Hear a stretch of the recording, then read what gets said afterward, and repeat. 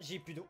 Ok. Mesdames, messieurs Pinot, bonjour, bonsoir, bienvenue aujourd'hui sur une petite vidéo où je vais vous conter quelques histoires qui m'est arrivées en travaillant dans un supermarché.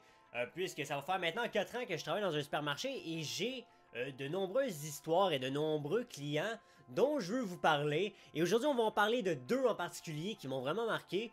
Donc, on va l'appeler Madame Blanche, ok? Et Monsieur Théorie.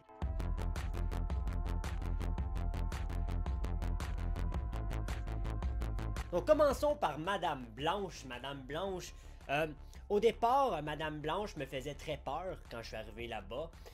Pourquoi en fait? Pourquoi? Elle avait la malheureuse habitude de commencer à gueuler après les caissières en les envoyant chier dès que la dite caissière demandait si elle avait la carte du magasin. Parce que je travaille dans un magasin où il y a une carte, ok, une carte en particulier avec un avion. Madame n'aimait pas se faire demander la carte du magasin. Et pétait une sale coche dès qu'une des caissières lui demandait. Et moi, j'ai été toujours réticent avec la madame, ok? Je voulais pas la voir à ma caisse. Non, vraiment fucking pas. Mais je me suis dit, quand je suis obligé, pourquoi pas essayer de lui donner le meilleur service que je peux pour qu'elle finisse par peut-être potentiellement m'apprécier. Et à ma grande surprise, je suis le seul emballeur avec qui elle a des discussions amicales et vraiment qu'elle est aimable avec moi. Et ça l'impressionne encore tout le monde là-bas parce qu'ils se sont tous fait envoyer un char de mal sauf moi. Donc j'en suis très très fier. Mais il m'est arrivé une petite histoire avec Madame Blanche en fait. Je m'en allais chercher Fred pour aller au gym. Et on savait de base qu'elle était pas toujours à jeun.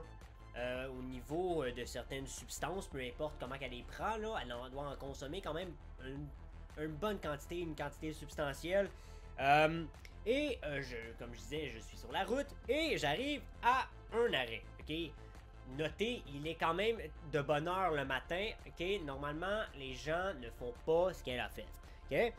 Et je la vois au coin de la rue et je lui fais des halos. Et là, elle décide de se mettre au milieu de la rue, de se mettre à tourner en riant. Ah ah ah ah ah ah ah, décalisse de mon chemin. Écoute, là je suis là et je regarde et je suis légèrement malaisé de 1 et de 2, décalisse de la rue. Je sais pas ce que t'as pris, je sais pas ce que t'as consommé, mais ça ne te fait pas. Parce que sinon, c'est la sélection naturelle qui va s'occuper d'elle, parce qu'elle va se faire ramasser par un char, ça sera pas trop long. Donc là, je lui fais des signes de s'en venir, parce qu'elle est légèrement au fucking milieu de la rue. Et là, ben, elle s'en met à côté de ma fenêtre et elle continue de rire. Mais comme le Joker dans Batman, ok? Tu sais, dans les émissions, là, elle trouvait ça vraiment drôle. Ça me fait penser aux gens dans We Happy Few. Donc, si vous vous rappelez, tu prends la Joy et après, toute la vie est belle, puis tu tapes des rats. Ben, c'est exactement ce qu'elle doit faire dans ce passe-temps. C'est ça que je me suis un peu imaginé quand j'ai commencé à jouer à We Happy Few. J'étais comme, Madame Blanche, c'est la première qui me vient en tête.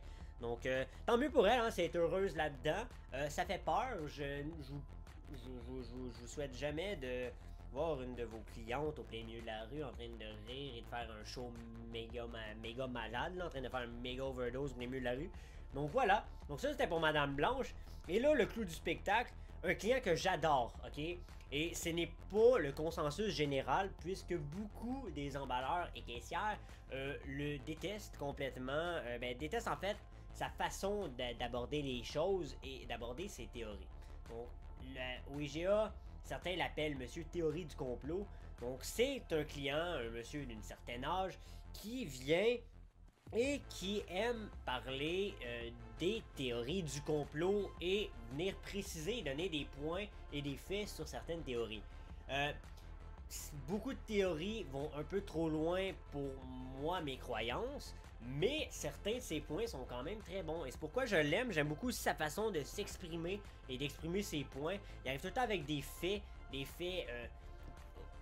je dirais pas des faits faussés, parce que je n'ai pas de preuves moi-même sur ce qu'il aborde, mais qui, selon, comme je disais, mes croyances, ça va pas dans le même sens. On va pas nécessairement tout le temps dans le même sens, mais je le trouve super intéressant et super agréable comme personne. En fait, il est super gentil avec moi. Donc moi, dès que tu me donnes ton respect, je te donne le mien automatiquement. Donc mais il faut pas que tu le brises. Mais lui, il l'a jamais brisé, puis il a tout le temps été super sympathique avec moi. Donc j'aime beaucoup l'écouter, puis je trouve ça super intéressant de voir le point de vue de quelqu'un d'autre de l'autre côté, peut-être de la médaille. Mais au final, ça reste la même fucking médaille, ok? Parce que ce qu'il dit des fois, ça touche fort, ok? Le seul hic que j'ai vraiment eu avec lui, je vais vous donner des exemples de théories qui m'abordent. En fait, c'est quand il a dit que... il a commencé à parler de la quatrième dimension, en fait. Où ce que quand tu meurs et que t'as pas accompli la mission que t'avais sur Terre, tu reviens et puis genre pour avoir l'amour et les enfants, que mettons les nouveau-nés qui meurent tôt, en fait c'est qu'ils ont déjà accompli leur mission trop jeune, c'est pour ça qu'ils meurent, mais ensuite ils vont dans la quatrième dimension. Mais ça, parler d'enfants morts, c'est peut-être pas nécessairement quelque chose qui me fait plaisir quand je ramasse des paniers dehors. Ok? Puis c'est vraiment touché parler d'enfants morts. Ok? C'est vraiment pas le fun parler de mort infantile. Fait que ça m'a pas retourné le poil dans le bon sens. Mais il me parle aussi, il parlait que la Terre était plate ou qu'on était dans un dôme. Donc il parlait du dôme, il parle aussi beaucoup de l'espace, de comment qu'on va dans l'espace, puis que certains principes physiques en fait ça va pas dans le... C'est pas vraiment je sais pas comment trop dire ça. En fait, il y a certains faits qui abordent, qui font du sens au principe physique, où ce que, mettons, la pression la pression dans l'espace, où ce que un astronaute serait supposé se faire écraser. Mais là, il m'explique avec des chiffres et tout, avec la pression, des co-newtons, il me sort tout. Il me sort tout, puis c'est super bien détaillé ces choses. Puis il est super intéressant, puis il est très renseigné sur ces choses. Mais moi, je vais pas nécessairement être de son opinion. Mais il accepte ça, puis c'est pas pour me... Il va essayer de me convaincre, mais t'es pas obligé d'être nécessairement dans son opinion pour avoir une belle discussion avec lui. Fait que je sais pas si vous comprenez un peu, des fois c'est touché, il sort des grosses théories qui font un peu peur. Mais sinon, c'est des choses comme la Terre est plate, que les dirigeants sont reptiliens, dans cette gamme de théories, ok? Mais en fait, je suis un peu libertarien là-dedans, où ce que tu fais bien ce que tu veux, ok? Tu crois en ce que tu veux, tant que tu n'empiètes pas sur les autres et sur la vie des autres. Et c'est exactement ce qu'il fait. Il fait mal à personne. Il croit ces choses, il essaie de convaincre des gens avec des faits. Et c'est très rare que ça, avec des gens qui croient en ces trucs, ok? Et je veux pas être péjoratif en disant ça. Mais j'ai aucun problème avec comment il aborde ça.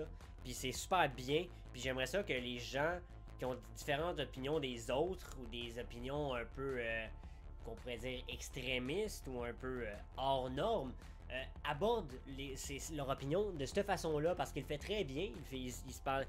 Il s'exprime très bien, puis il exprime bien ses points avec des faits. Donc moi j'aime ça, j'aime beaucoup lui parler, mais c'est sûr que c'est pas pour tout le monde, et beaucoup ont pas le désir de rentrer en discussion avec lui, parce qu'il est intense, mais il a pogné quelqu'un d'aussi intense. Fait que tu sais, au final, une bonne personne, je l'aime beaucoup, puis si un jour, par le miracle du Seigneur, il écoute cette vidéo et qu'il se reconnaît, je vous apprécie énormément et j'adore parler avec vous, malgré que je sois pas nécessairement toujours d'accord. Ok? Puis c'est ça qui est bien quand tu peux avoir une discussion avec quelqu'un malgré que vous n'êtes pas en accord. C'est justement là que la discussion est encore meilleure. Voilà, c'était deux des clients qui m'ont le plus marqué en travaillant dans un supermarché. Donc si vous avez si vous avez des histoires avec des clients un peu hors normes, dites-moi les dans les commentaires, ça va me faire plaisir de les lire. Et peut-être qu'on pourrait faire une autre vidéo avec vos expériences avec justement des clients hors normes ou même des histoires cocasses, dites-moi dans les commentaires. Donc c'était et ça va être tout pour cette vidéo. Donc n'hésitez pas à laisser un like et à vous abonner si vous êtes nouveau et rejoindre la famille des Pinots. On vous attend. N'hésitez pas à aller voir les dernières vidéos si vous les avez pas vues. Le LX répond à mes questions a été de retour la semaine passée. Allez me suivre sur Twitter. Donc merci à tous, c'était Alex, restez les meilleurs. Ciao!